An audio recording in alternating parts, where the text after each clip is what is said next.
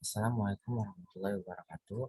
Nama saya Rehan Ramadan dengan NPM 20700651694. Di sini saya akan mengerjakan ujian tengah semester mata kuliah keamanan siber, yaitu dengan meresum materi 117.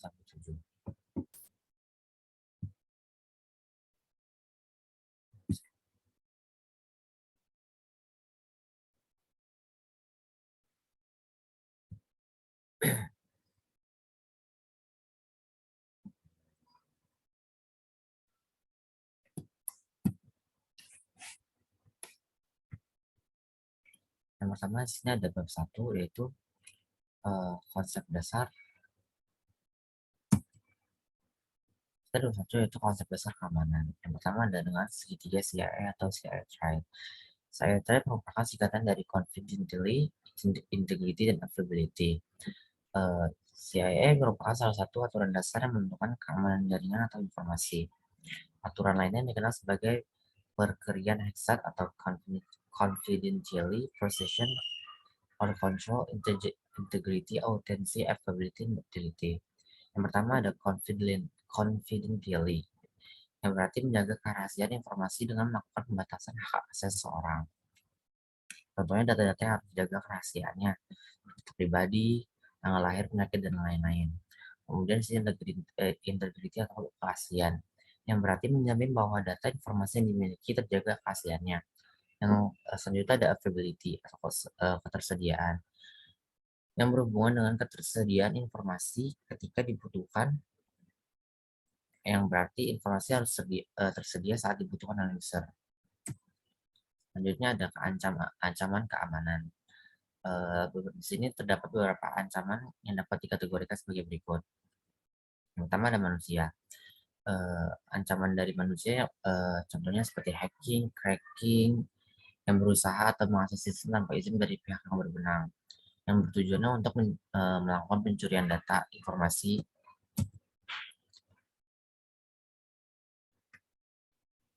atau perusakan. Yang kedua ada kerusakan perangkat keras. Contohnya tidak stabil supply listrik dalam jangka waktu yang panjang dan dapat mengakibatkan kerusakan pada perangkat. Selanjutnya ada kegagalan perangkat lunak. Contohnya di sini adanya kegagalan pada sistem operasi, adanya kesalahan pada mengupdate program, dan adanya uji coba program tidak memadai, sehingga menyebabkan error pada perangkat lunak. Yang terakhir ada alam, yang merupakan ancaman yang tidak bisa dijaga seperti banjir, gempa bumi, kebakaran, dan sebagainya. Selanjutnya di sini ada model serangan keamanan.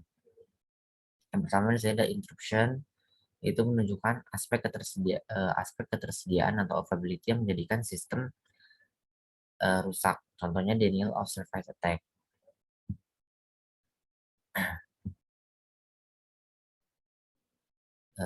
Selanjutnya ada interception, yaitu serangan yang pihak yang tidak memiliki wewenang yang berhasil mengakses data dan informasi. Contohnya seperti wiretapping atau penyadapan. Selanjutnya ada modification, yang ada pihak yang tidak berwenang yang berhasil memodifikasi aset atau data informasi. Selanjutnya ada fabrication. Serangan ini berupa pihak yang tidak berwenang yang menjadi seolah-olah menjadi pengguna dan mengirimkan pesan palsu ke dalam sistem. Biasanya menyerang aspek autentikasi. Selanjutnya ada mengenal rekayasa sosial. Berikut terdapat beberapa 6 tipe dari rekayasa sosial. Yang pertama debating. Contoh jenis rekayasa ini bergantung pada korban ketika dia mengambil umpan. Yang kedua ada phishing, cara yang biasa diambil untuk mengambil informasi dari korban. Yang ketiga ada email hacking dan kontak spamming. Pelaku mengambil keuntungan dengan mencoba memerintahkan akun email dan daftar kontak akun spam. Yang keempat ada pretexting, yang pelaku berdalih menggunakan yang menarik untuk menipu korban. Selanjutnya ada quid pro quo, yang melibatkan pertukaran tertentu. Pelaku akan membuat korban percaya bahwa pertukaran itu adil. Yang terakhir ada phishing, yaitu versi suara dari phishing, yaitu tindakan dari voice, tapi sebaliknya upayanya penipuan sama.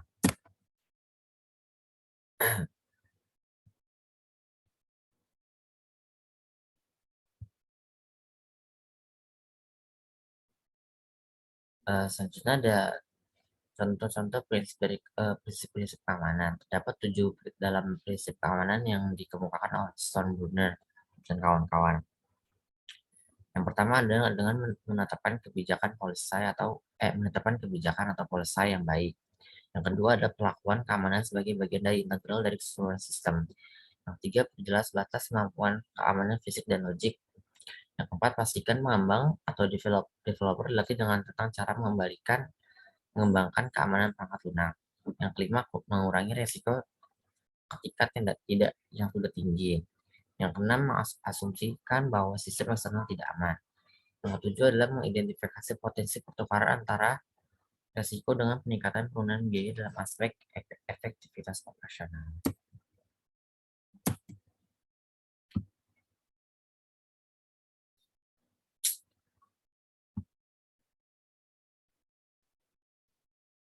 Selanjutnya kita masuk ke bab 2, yaitu tentang keamanan jaringan. Konsep dasar dari keamanan jaringan adalah jaringan komputer yang terdiri dari dua atau lebih yang saling dengan perangkat-perangkatnya yang saling terhubung. Media penghubungan berupa kabel atau nirkabel yang menghubungkan para user jaringan untuk berbagi informasi seperti file, dokumen, dan data. Nah, itu di sini ada beberapa contoh jenis jaringan komputer, yaitu the personal area network atau yang bisa disebut dengan komputer atau perangkat lain seperti handphone, personal digital assistant, keyboard, mouse, headset wireless, dan lain-lain. Yang kedua adalah local area network yang dibatasi oleh area yang relatif kecil. Yang ketiga ada Metropolitan Area Network atau MAN, adalah jaringan komputer yang memiliki area lebih besar dari lokal area. Kemudian ada Wide Area Network, yang merupakan gabungan dari Local Area Network dan Metropolitan Area Network yang mengalami perkembangan infrastruktur jaringan sehingga jarak jangkauannya lebih jauh. Dan terakhir ada jaringan tanpa kabel atau wireless, jaringan yang merupakan suatu jalan keluar terhadap komunikasi yang tidak bisa dilakukan dengan jaringan yang menggunakan kabel. Lanjut. Nah, itu sini ada bab 3, keamanan jaringan pada bagian 2, yaitu konsep Trusted Guards, Gateway, dan Firewalls. Trusted Guards merupakan tipe khusus firewalls yang dibangun pada trusted system. Selanjutnya ada gateway, sebuah perangkat yang digunakan untuk menghubungkan satu jaringan dengan jaringan lainnya yang menggunakan protokol komunikasi berbeda, sehingga informasi dari satu jaringan dapat diberikan ke jaringan komputer lain dengan protokol yang berbeda.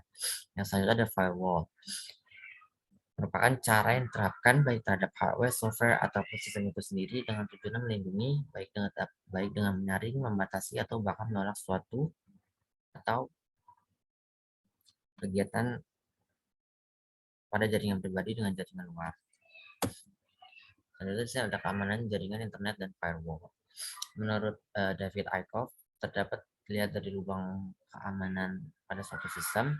Keamanan diklasifikasikan menjadi 4, yaitu yang pertama keamanan fisik atau physical security, di mana keamanannya meliputi seluruh sistem beserta peralatan, peripheral, dan media yang digunakannya. Selanjutnya ada biasanya untuk mengamankan dari wiretapping. Selanjutnya ada keamanan data dan media. Keamanan ini akan menyerang dan memanfaatkan kelemahan pada software yang digunakan untuk mengolah data. Yang selanjutnya ada keamanan dari pihak luar. Ini memanfaatkan faktor atau kecerobohan dari orang yang memiliki akses yang diambil oleh hacker maupun cracker. Selanjutnya ada keamanan dalam operasi, yang merupakan salah satu prosedur untuk mengatur segala sesuatu yang berhubungan dengan sistem keamanan pasca serangan. Selanjutnya ada mengidentifikasi kebutuhan firewall. Untuk membangun sebuah jaringan yang memiliki pengamanan firewall, dibutuhkan hardware untuk server seperti Wingate, Microsoft, FireCenter, dan Shoro, dan lain-lain. Yang kemudian ada high level risk assessment, yaitu pengujian terhadap keamanan jaringan yang harus memenuhi berbagai macam kriteria, yang termasuk dari high level risk atau ancaman yang paling tinggi. Selanjutnya ada menentukan perangkat keras yang diperlukan. Selanjutnya ada inspeksi paket, dan terakhir adalah melakukan autentikasi terhadap akses. Firewall yang dilengkapi dengan fungsi autentikasi akan melakukan beberapa mekanisme autentikasi. Yang pertama, firewall akan meminta input dari pengguna user dengan username dan password. Selanjutnya dengan menggunakan sertifikat digital dan kunci publik. Dan yang terakhir dengan menggunakan free share key atau kunci yang telah diberitahu kepada pengguna. Bagaimana cara kerja firewall? Firewall akan menutup traffic yang datang atau incoming network traffic yang berdasarkan sumber atau tujuan dari traffic tersebut. Itu untuk memblocking traffic yang datang yang tidak diinginkan dengan fitur yang paling umum. Kemudian adalah dengan menutup traffic yang keluar, outgoing network traffic, yang berdasarkan sumber atau tujuan dari traffic tersebut. Jadi firewall akan menyaring traffic yang berasal dari jaringan internet ke internet. Selanjutnya dengan menutup traffic. Firewall akan dapat memonitor traffic dari konten-konten yang tidak diinginkan. Contohnya di dalamnya terintegrasi antivirus yang dapat mencegah file terinfeksi oleh virus. Dan selanjutnya ada melakukan traffic di jaringan dan kegiatan firewall. Akan memonitor traffic jaringan dari dan ke internet. Selanjutnya ada 4, yaitu keamanan pada sistem Windows. Keamanan pada sistem operasi merupakan kebutuhan yang sangat utama dan penting. Sistem operasi yang ada pada komputer tersebut akan selalu mendapatkan serangan dari virus, malware, dan lain-lain. Cara penanganan virus dengan pengamanan kerja, keamanan pada sistem operasi yang digunakan. Selanjutnya ada perancangan sistem operasi yang aman. Untuk mencegah hilangnya data dan mencegah masuknya penyusup, akan dipertimbangkan saat merancang sistem.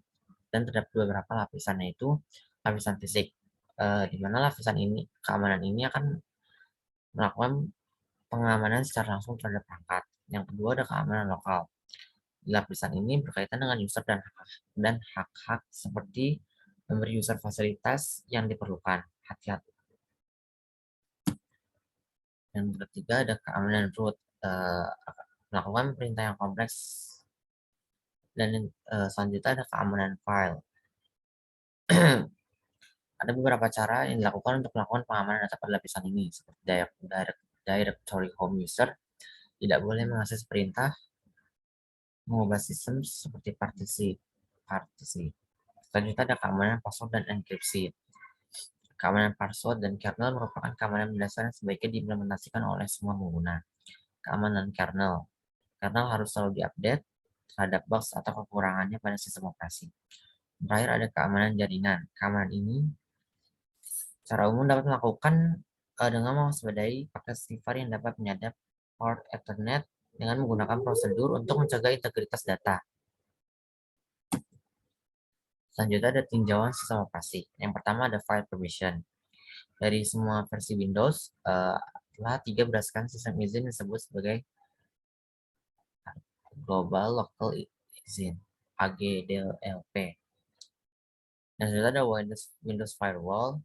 Yang selanjutnya ada Windows Update, Windows Defender, Windows Hello, dan BitLocker. Kemudian masuk ke 5, yaitu sistem operasi Linux. Terdapat 10 fitur yang teratur untuk membuat Linux sangat aman. Yang pertama adalah sistem ini menggunakan multi pengguna tingkat lanjut. Yang kedua, pengaturan default terbaik untuk bagiannya. Pada semua risiko jauh lebih aman daripada pengaturan default untuk Windows. Dan ketiga, Windows jauh lebih baik. Windows memiliki fleksibilitas yang luar biasa, tetapi juga memungkinkan pengaturan keamanan tidak mungkin dicapai di Windows. Selanjutnya, tidak ada file atau request yang dapat dieksekusi. Selanjutnya, ada alat yang lebih baik untuk memerangi serangan zero day atau serangan yang mengeksploitasi kerentanan yang masih belum disadari oleh developer software tersebut. Kemudian ada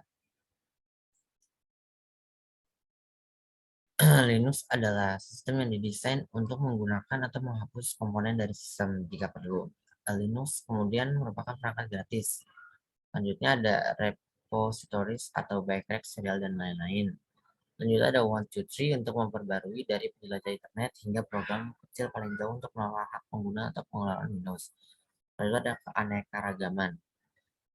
Untuk Linux ada jumlah distribusi yang tak terbatas dengan konfigurasi yang berbeda, jalur sistem manajemen paket, dan lain-lain. Dan juga ada tinjauan sistem operasi yang aman. Ditemukannya keamanan atau security hole yang baru. Adanya kesalahan konfigurasi, adanya penambahan perangkat baru hardware atau software yang menyebabkan menurunnya tingkat keamanan. Kemudian banyaknya jenis sistem operasi yang banyaknya sistem operasi. Linux merupakan OS yang aman terhadap virus. Linux juga memiliki kemampuan perbaikan bug atau catatan yang sangat cepat. Lanjutnya bab 6, yaitu keamanan internet. Keamanan internet adalah semua yang mencakup keamanannya untuk transaksi yang dilakukan oleh internet. Pada umumnya, untuk meliputi keamanan browser. Lanjutnya di sini ada macam-macam produk keamanan internet, yaitu antivirus software dan program keamanan internet dapat melindungi perangkat. Lanjutnya ada password manager, yaitu aplikasi perangkat lunak yang membantu user menyimpan dan mengatur password. Lanjutnya ada Swift Security, yang berisi Swift Firewall, antivirus, anti-spyware, dan lain-lain. Lanjutnya ada remedies, TCP or IP protokol yang dapat dijamin dengan metode kriptografi dan protokol keamanannya. Selanjutnya ada IPsec yang dirancang untuk melindungi TCP atau IP dengan cara yang aman. Ini ada beberapa jenis-jenis firewall. Itu paket filter adalah generasi pertama firewall yang memproses lalu lintas jaringan-jaringan paket per paket. Dan itu ada stateful packet inspection. Dalam firewall stateful yang circuit levels, ada server proxy yang tingkat jaringan dari operation system interconnection. Selanjutnya ada application level gateway, adalah firewall generasi ketiga di mana proxy beroperasi pada bagian paling atas dari model OSI dan suite IP. Selanjutnya ada beberapa fitur keamanan browser. Komputer akan rentan terhadap beberapa ancaman online, seperti virus, malware, dan spyware. Di sini browser web akan menyediakan banyak fitur keamanan built-in untuk melindungi komputer. Dan itu ada menghindari spam phishing. Internet merupakan media komunikasi yang esensial dari email, pesan instan, hingga sosial media. Phishing di sini merupakan sebuah penipuan yang bertujuan agar memberikan informasi-informasi penting atau rahasia. Biasanya phishing akan meminta mengatasnamakan pihak resmi untuk menyuruh memasukkan ulang password, verifikasi, dan lain-lain. Saya ada bab 7, yaitu keamanan database. Konsep keamanan database yaitu merupakan salah satu perangkat yang sangat vital bagi sebuah organisasi, karena database mengandung informasi yang sangat sensitif yang harus dilindungi dari kerentanan eksploitasinya. Selanjutnya ada kategori keamanan database. Diambil dari panduan Indonesia, beberapa garis besar keamanan database yaitu keamanan server, trusted IP access, database connection, dan table access control. Selanjutnya ada tahap keamanan pada database. Ada 5 tahap. Ada 5 tahap utama pada keamanan database, yaitu database sensitif, eliminasi kerentanan, enforce privilege, pantau atau penyimpangan anomali, tanggapi perilaku yang mencurigakan. Contohnya ada best practice pada keamanan database. Langkah pertama yang dilakukan untuk mengamankan database adalah dengan mengembangkan rencana keamanan yang mempertimbangkan penggunaan standar keamanan yang harus dipatuhi oleh sebuah organisasi. Organisasi harus melakukan inventarisasi ke semua database dan lingkungan jaringan organisasinya. Dan yang paling penting adalah memastikan penggunaan password yang baik, yaitu strong password yang digunakan untuk mengenkripsi data.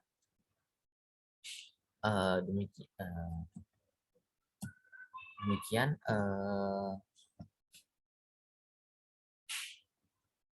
presentasi yang bisa saya sampaikan. Mohon maaf jika terdapat kesalahan. Assalamualaikum warahmatullahi wabarakatuh.